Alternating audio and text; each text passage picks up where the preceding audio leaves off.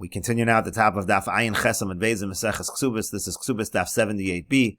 On the previous summit, the Gemara was discussing the case of an arusa. Let's say she gets property while she is an arusa. So it's a machlokas between Beis Shammai and Beis Hillel. Beis Shammai say she's allowed to sell the property, and Beis Hillel say she can't sell the property lechatchila, but b'diavad, if she does sell the property, it's going to be valid. And so then the Mishnah said that Rabbi Yehuda said that the Chachamim argued in front of Rabbi Gamliel, and they said, 1 second, if she's an arusa, why doesn't the husband have control over the property? But the question of the Gemara was, what exactly was the argument over there? Was the argument against Beis Shammai and saying that if she's an arusa, so then lechatchila, the husband should have control over the property? Or was the argument even talking about b'diavad? Beis Hillel said that b'diavad, the sale that she would make, would be valid. So then we're arguing, no, it should not be valid even b'diavad, because again, just like she's an arusa, just like the husband has control in that sense, so too the husband should have control over the property, even b'diavad. And so the Gemara says, Tashma, coming here, a proof from the following Tosefta. The Tanyas we learned in the Tosefta, Amar Rabbi Yehuda says, Amru lifnei Rabbi Gamliel, they said in front of Rabbi Gamliel, the Chachamim argued as follows, and here we have a slightly different version of the argument. Hoil vizu ishto, since by the case of a married woman it's his wife, and by the case of an arusa it's also his wife. So why should you make a distinction?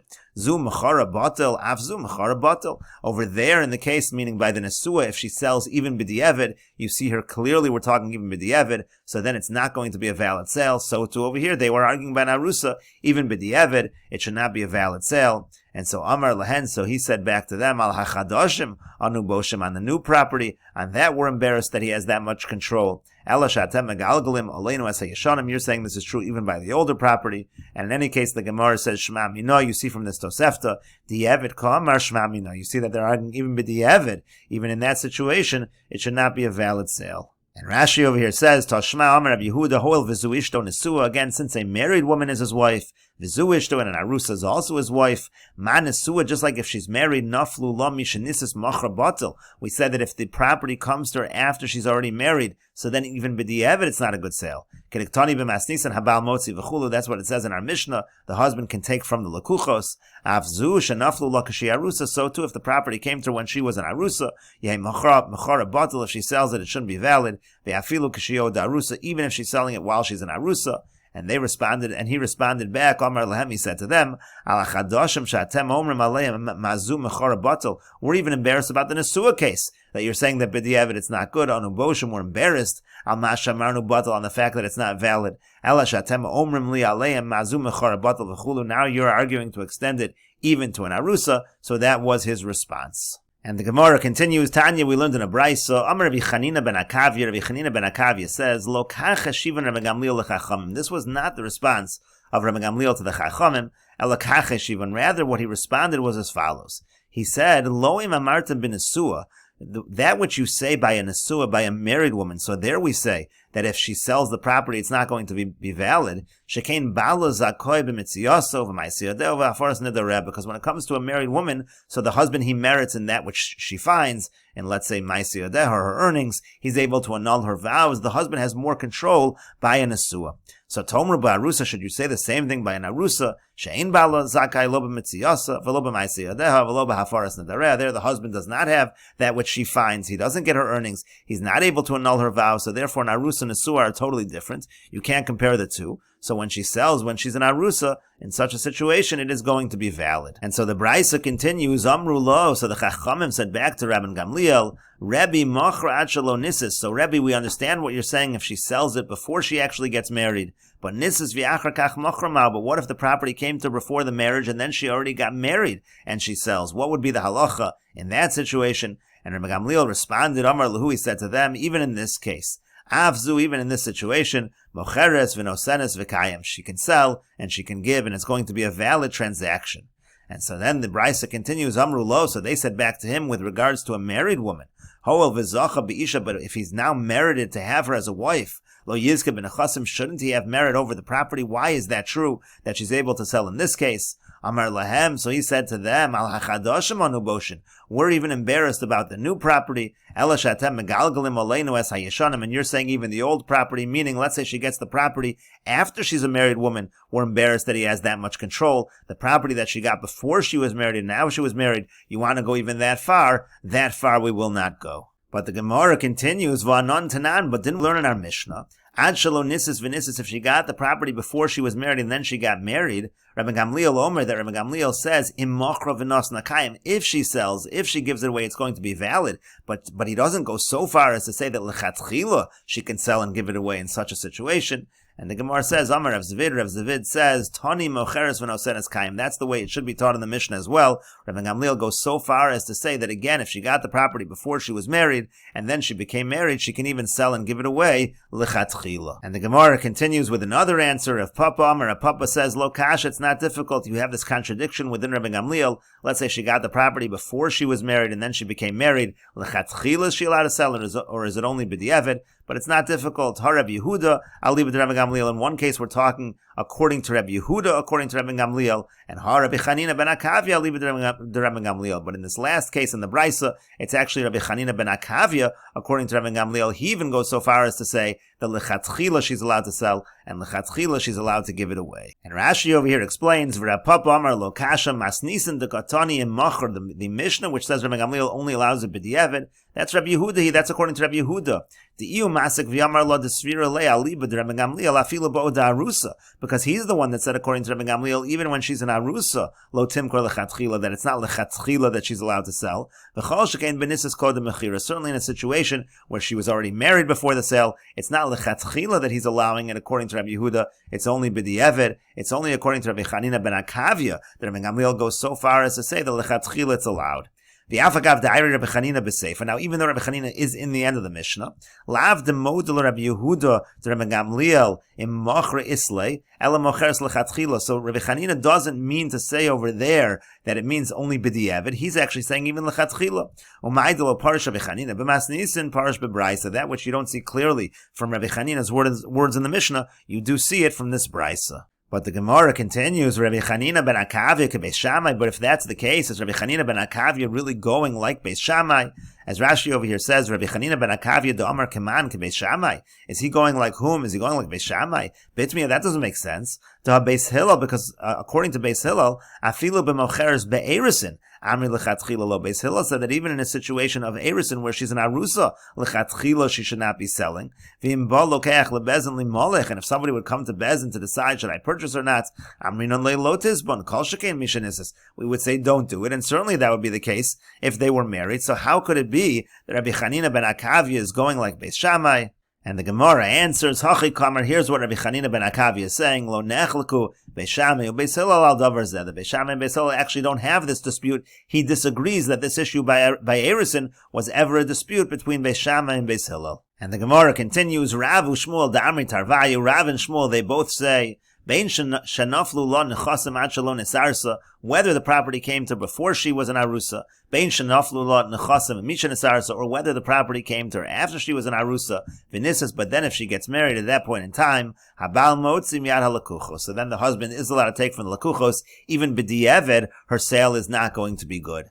And the Gemara says, Keman, well, who does that follow? The Lo Rabbi Yehuda, V'lo Rabbi Chanina ben Akavia. It's not like Rabbi Yehuda. At least Rabbi Yehuda said that b'di'eved the sale would be good, and it's certainly not like Rabbi Chanina ben Akavia, who said that even l'chatchila the sale would be good. And the Gemara answers, Inu da'amri k'Rabboseinu. Rav and Shmuel, they actually follow the opinion of Rabboseinu. The Tanya, as we learned in a Brisa, Rabboseinu chazru v'nimnu. Rabboseinu, they took account and they voted as follows: Bein shenaflu la ad shelo tisaris, whether it came to her before she was an arusa, ubein shenaflu la misha nisaris, or whether it came to her after she was an arusa, v'nisas, but once she becomes married, habal motzi miyad halakuchos. At that point in time, even b'di'eved, if she tries to sell it, the husband is able to take it away from the lakuchos. And the Gemara continues at the two dots. The Mishnah said, Mishanisis elu ve'elu modim. Let's say she gets the property after she's already married, so everybody agrees that if she tries to sell it or she gives it away, so it is not going to be a valid transaction, and the husband can take it back from those who purchased it. And the Gemara says, Leimo tanino l'takana usha. Let's say that our Mishnah says the same thing of the takana that was made in Usha. The Amar Rabbi Yossi Rabbi Chanina, because Rabbi Yossi Rabbi Chanina said, but Usha hiskinu, in Usha they made the following takana.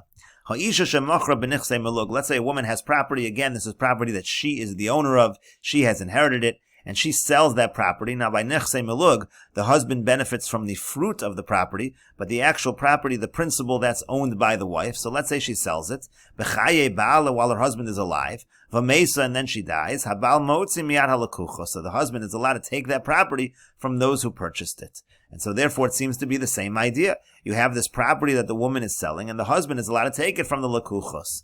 And the Gemara answers it's not exactly the same. Masnisin bechayeha ulepeiros. Our Mishnah is talking about, let's say she sells the property, and she's still alive, so the husband is not taking back the actual property. The husband is just taking back the property for the purpose of having the fruits. But the takana asusha, the institution that was made in Usha, that goes even further. That's begufa shel karka lachar misa. That's talking about, let's say she already died. Now he wants to take back the actual property itself from the lekuchos. That's what they said in Usha. He's allowed to do that as well. Rashi over here says, Masnisan b'chayeh ko amar habal motzi kedei lechol peros b'chayeh. The Mishnah simply means to say that during her lifetime, the husband can take the property in order to get the fruits during her lifetime. But according to the Mishnah, as far as the Mishnah is concerned, after she dies, yachzir hakarka lelokayach. So the karka actually goes back to the lokayach. She was the owner of the principal.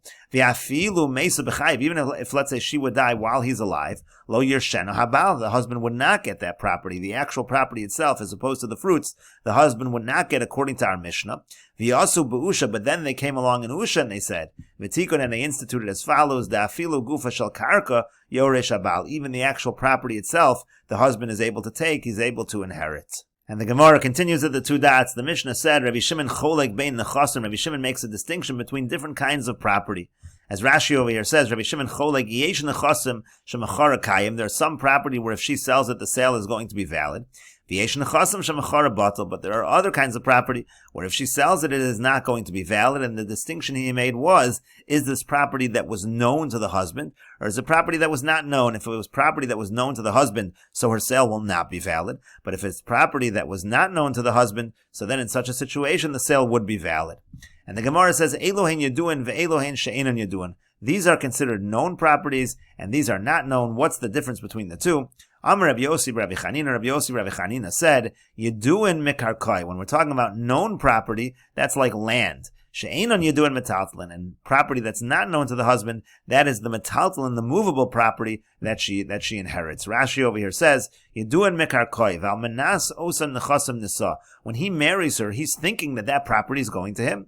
Lafikach mechara batal. That's why if she sells that property, it's not going to be a good sale. Shayim etzapesh atipo lo. So Yerusha, he's waiting for that to go to her. He's waiting for her to inherit it because the husband's assuming the whole time that he'll take control of that property, so she has no control over the property. But when it comes to metaltalin, in that case, he has no idea. That wasn't part of the condition of the marriage, so to speak, and so therefore she has full control. When she inherits that property, she has full control over that property. That's the opinion of Rabbi Yossi, Rabbi Chanina. Rabbi Yochanan says, Elu ve'elu yaduin hein. It doesn't matter if it's karka or metaltalin, that's all considered yaduin. If the husband knew about it, so then it's known. Ve'elu hein she'enon yaduin. The following is considered not known to the husband. Kol she'yosheves kan v'naflu lo nechasim b'medinas hayam. The case would be, let's say she's over here, and the property comes to her from overseas, it's from far away. That's something he wasn't aware of, he didn't know about, so she would be the full owner. And the Gemara continues, Tanya nami hachi. We have a brisa that supports this as well. Elohein she'enon yaduin kol sheyosheves kan v'naflu lo nechasim b'medinas hayam. What's considered property that's not known to the husband? If she's over here and it goes to her b'medinas hayam overseas, that is considered not known to the husband. And the Gemara continues at the two dots. There was a woman, she wanted to keep her property away from her husband. So what did she do? Kasavtinu livrata, she wrote it over to her daughter. Insava v'igrisha, the daughter got married and the daughter got divorced. We'll take a look at Rashi over here. She wanted to keep her property away. Almanahai, so we're talking here, the woman was a widow. Ubasli nasa, she was coming, she wanted to get married. And so she gave her property to her daughter in order to keep her husband away from them. That her husband shouldn't get the property. And she told the witnesses that this was not a real gift to her daughter. Is just to keep it away from her husband. She didn't want it to be that the daughter should be able to merit in the property. Let's say the daughter would become widowed or divorced, and we'll continue with this discussion in the next video on Daf Ayin Tes Amud Aleph.